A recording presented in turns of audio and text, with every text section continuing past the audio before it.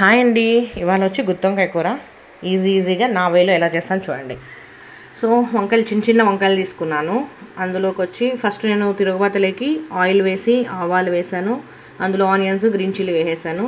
ఇప్పుడు ఇవి ఫ్రై అవుతూ ఉంటాయి. ఇవి ఫ్రై అవుతూ ఉన్నప్పుడు ఈ మసాలాలోకి ఎండు కొబ్బరి, టమాటా, తెల్లగడ్డలు, అల్లము, అవన్నీ ఉప్పు వేసాను. వేసి గ్రైండ్ చేసుకున్నాను. శనగ్గింజలు వేయించుకున్నవి శనగ్గింజలు వేసాను. ఆ మసాలా అంతా ఇందులో వంకాయలో కట్ చేసుకున్నాం కదా 4గా, అందులో అంతా నింపాను అనమాట. అది 4 సైడ్స్ అది ఓపెన్ చేసుకొని నేను అందులో మసాలా అంతా పెట్టాను అనమాట. పెట్టిన తర్వాత చూడండి, కానీ చాలా టేస్టీగా ఉంటుందండి బాబోయ్, నాకు చాలా ఇష్టం. పిల్లలు కూడా బాగా తింటారు. సో చికెన్ తర్వాత ఎక్కువ ఇష్టపడేది అయితే నేను వంకాయ కూరే.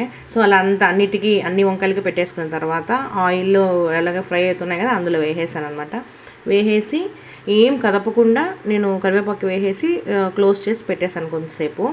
ఇప్పుడు నేను ఒక 5 మినిట్స్ తర్వాత ఇప్పుడు నేను నెమ్మదిగా, అంటే అవి కొంచెం మెత్తగా ఉంటాయి కదా, సో నెమ్మదిగా ఊరికే అలా కలుపుకుంటున్నాను.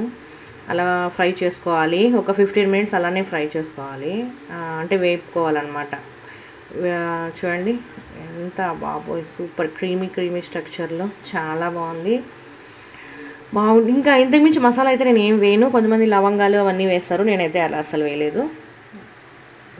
అలా కలుపుకున్న తర్వాత కొద్దిగా వాటర్ యాడ్ చేసుకోవాలి. వాటర్ మనం ఎట్లనో మిక్సీలో వేసింటాం కదా, ఆ మసాలా నీళ్ళలోని కొంచెం వాటర్ యాడ్ చేసేసుకొని వాటర్ వేసేసుకున్న తర్వాత కొంచెం ఉడుకుతుందనమాట.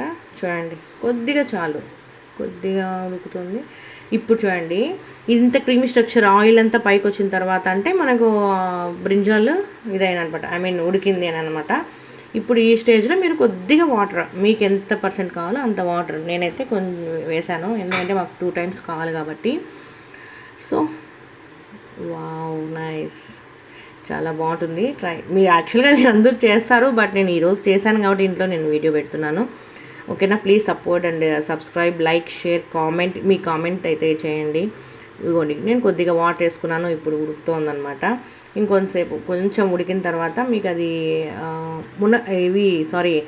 వంకాయలు తొందరగా ఉడకవండి, గట్టిగానే ఉంటాయి, లేదంటే ఉప్పు కారం పట్టదనమాట.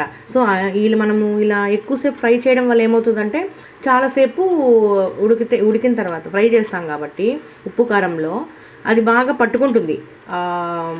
మామిడికాయ వస్తుంది ఏంటండి బ్రింజాల్కి వంకాయకి పట్టుకుంటుంది అనమాట. ఇప్పుడు లాస్ట్ మినిట్లో కొత్తిమీర వేసేసి, కన్ఫ్యూజ్ అవుతున్నాను అనుకుంటున్నారా? ఏం లేదు, ఫాస్ట్గా చెప్పేసి ఆకలేస్తుందండి తిందామనేసి. ఓకే, కొత్తిమీర లాస్ట్ వేసేసుకొని తినేయడమే. వేడి సంగట్లకైనా బాగుంటుంది, వేడి రైస్లకైనా బాగుంటుంది, రోటీలకైనా బాగుంటుంది. ఓకేనా ఫ్రెండ్స్? ప్లీజ్ లైక్ చేయండి, షేర్ చేయండి, సబ్స్క్రైబ్ చేసుకోండి friends. Please support me. Okay, bye.